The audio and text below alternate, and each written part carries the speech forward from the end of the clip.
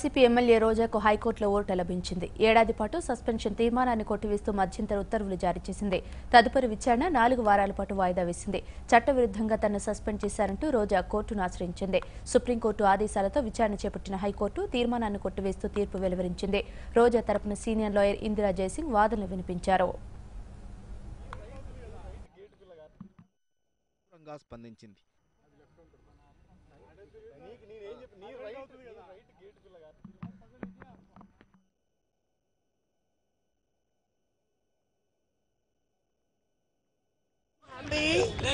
I'm happy that I've been able to contribute in some small way to the vindication of the Constitution of India and the status and stature of MLAs in an assembly has been restored to its rightful place.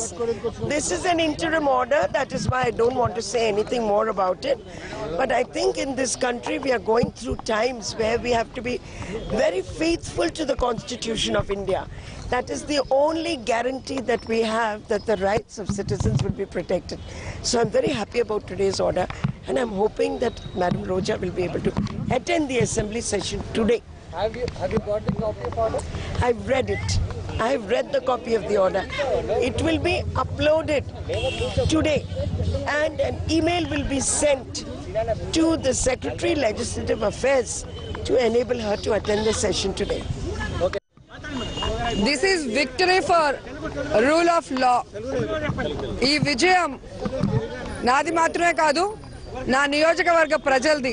ఎందుకంటే నేను వాళ్ళకి represent చేస్తూ అసెంబ్లీలో ఎమ్మెల్యేగా ఉన్నాను కాబట్టి నా హక్కుల గురించి ఆలోచించి ఈరోజు హైకోర్టు నా ప్రజలకు న్యాయం చేయాలంటే నేను అసెంబ్లీలో ఉండాలి కాబట్టి నేను అసెంబ్లీకి వెళ్లే విధంగా ఈరోజు నాకు స్టే ఇచ్చి మరి అసెంబ్లీకి వెళ్లే అవకాశాన్ని కల్పించినందుకు న్యాయస్థానానికి కృతజ్ఞతలు తెలియజేసుకుంటున్నాను.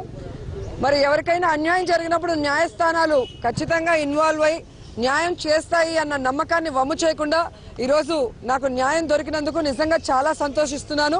న్యాయస్థానాల మీద నాకున్న నమ్మకాన్ని ఈరోజు రెట్టింపు చేసుకున్నాను నేను. Thank you so much.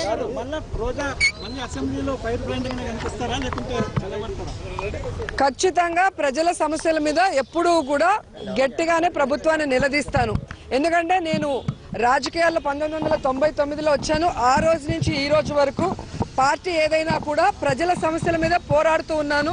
అది ఎంత దూరమైనా పోరాడతాను, ఎంత పెద్ద నాయకుడు ముఖ్యమంత్రి అయినా నేను పోరాడతానన్న మీ సంగతి మీకు తెలుసు కాబట్టి అదే విధంగా ఇష్యూస్ మీద నేను ఫైట్ చేస్తాను. హాజరవుతాను. దాంట్లో నేను తప్పు చేయనప్పుడు హాజరు కాకుండా తప్పించుకోవాల్సిన అవసరం లేదు. అండ్ ఇప్పటి వరకు కోర్టులో నాకు ప్రతిసారి రావాల్సి ఉండటం వల్ల వెళ్ళలేకపోయాను. ఖచ్చితంగా అటెండ్ అయ్యి జరిగిన అన్ని విషయాల మీద నేను వివరణ ఇస్తాను. ఖచ్చితంగా ఈ రోజు అసెంబ్లీకి వెళ్తాను. కాపీ ఆర్డర్ రాగానే నేను బయలుదేరేస్తాను. మెయిల్ కూడా పెడతామని చెప్పారు సెక్రటరీ గారికి అసెంబ్లీకి. సో